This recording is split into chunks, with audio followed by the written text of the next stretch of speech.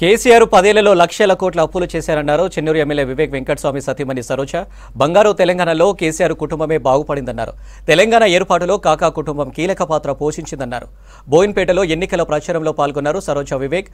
రాష్ట్రంలో ఇందిరమ్మ రాజ్యం వచ్చిందని, అన్ని వర్గాలకు న్యాయం జరుగుతుందని తెలిపారు. పెద్దపల్లి పార్లమెంట్ అభివృద్ధి కోసం గడ్డం వంశీకృష్ణను గెలిపించాలని పిలుపునిచ్చారు గడ్డం సరోజ.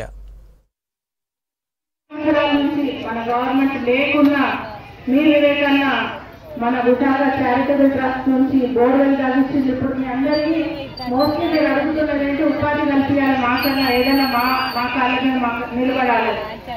ఎన్నో కుటుంబిషన్లు నేను నా చేతులతో శాంక్షన్ చేసి ఇప్పించిన కుటుంబిషన్ కేంద్రాలు, లేకపోతే పిల్లలు చెప్తున్నారు, పిల్లలు స్కూల్కి పోతే టీచర్ లేరు.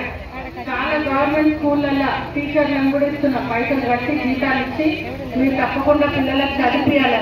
పిల్లలు కింద కూర్చొని చదువుతున్నారు, అట్లా కాదు వీళ్ళు కూడా బెంచ్లు కూడా కూర్చొని చదువుకోవాలి, బెంచ్లు ఇస్తున్నారు. ఇట్లా ఎన్నో కార్యక్రమాలు జరుగుతున్నాయి.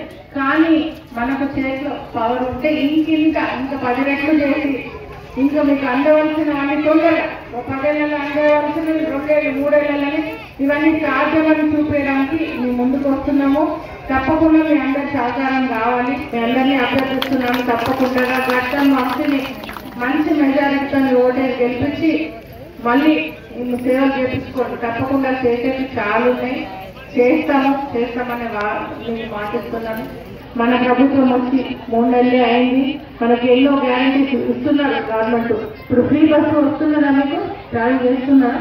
ఫ్రీ బస్సు వస్తున్నా, గ్యాస్, రేషన్ కార్డు, తెల్ల రేషన్ కార్డులు వస్తాయి.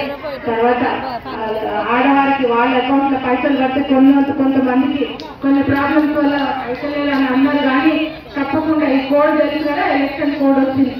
జూన్ 1 వీక్ వరకు ఎటువంటి కార్యక్రమాలు ముందుకు తీసుకెళ్ళలేము. ఇన్ని రోజులు ఓపికతో ఉన్నారు, ఇంకొక 10-15 రోజులలో మొత్తం ఖతమైపోతుంది. తప్పకుండా మనకు మంచి రోజులు వస్తాయని